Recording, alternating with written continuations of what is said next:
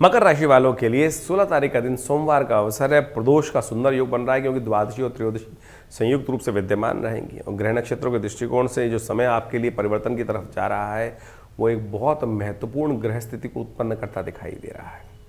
दिन पॉजिटिव है, कई मामलों में पॉजिटिव बिल्कुल दिखाई दे रहा है और शाम तक तो एक नई उम्मीद लेकर ग्रह बहुत तेज गति से आपकी तरफ पदार्पण करते दिखाई दे रहे हैं, जो कहीं ना कहीं स्थितियों में कहीं ना कहीं आपके स्थित ग्रहों को आनंद देने का, आशीर्वाद देने का योग बनता दिखाई देगा।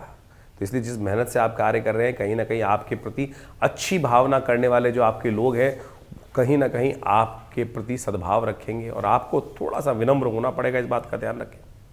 मन की चंचलता है, थोड़ा सा मकर राशि वाले जो हैं थोड़े से कई बार क्या होता है अपनी बातों को कहने से डरते हैं, अपने वो खुल के इजहार करने से डरते हैं। जिनसे आपको काम लेना है तो कोशिश ये करें थोड़ा सरलता का वातावरण बनाने का प्रयास करिए, वो आपके लिए बहुत अच्छा रहेगा। सोम प्रदोष है, सोम प्रदोष कम से कम भगवान से ही कह दो। सुंदर वो योग है, इस समय में भगवान सुनते हैं। जी हाँ, ये वो योग है कि इस समय भगवान विशेष तौर पर आपकी बात सुनने के लिए तैयार हो रहे हैं और शाम के समय तो सुंदर चंद्रमा भी परिवर्तन कर कर आपकी राशि में गजकेसरी योग बहुत सुंदर रूप से बनाकर तैयार हो जाएंगे।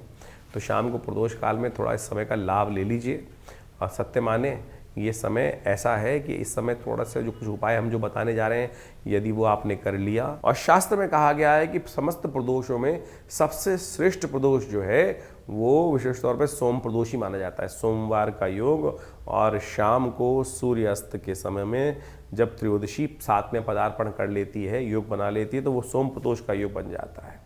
तो इस बार ये बहुत दिव्य योग बना है और आप मान के चलें रुद्र नाम के संवत से आरंभ होने से पहले, प्रलंकारी संवत आरंभ होने से पहले, और ऐसे में ये शुभ योग बनकर तैयार है। कहा जाता है कि जब शाम के समय सूर्यास्त के 2 घड़ी बाद तक, 2 घड़ी यानी 48 मिनट तक ये बहुत शुभ योग बना रहेगा। ऐसे में केवल भगवान नाम का स्मरण होना चाहिए। भगवान का दुग्धाभिषेक, जलाभिषेक, इच्छु रस्य अभिषेक जो जातक करते हैं, कहा जाता है कि उस समय भगवान शंकर पार्वती के साथ समस्त संसार का भ्रमण करते हैं और जो उस समय भगवान का भजन करते हैं उनके अनिष्टों को दूर करने के लिए भगवान स्वयं आशीर्वाद प्रदान करते हैं। ये कपोल कल्पित बात नहीं है, शास्त्रोक्त विधि के अनुसार से बात है। इस बात का हमको ध्यान रखना चाहिए। जीवन क्षणभंगुर है, इस बात का ध्यान रखें। 1 सेकंड के अंदर कहाँ से कहाँ क्या स्थिति कब कहाँ पहुँच जाती है।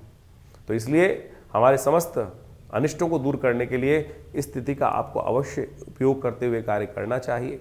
चैत्र के मास में, इस सुंदर वर्ष के आरंभ के समय में, चैत्र का जो पक्ष आरंभ हो जाता है तो एक तरह से वर्ष समाप्ति की तरफ है। नव वर्ष बिल्कुल आरंभ होने को है, नव संवत आरंभ होने को ही है।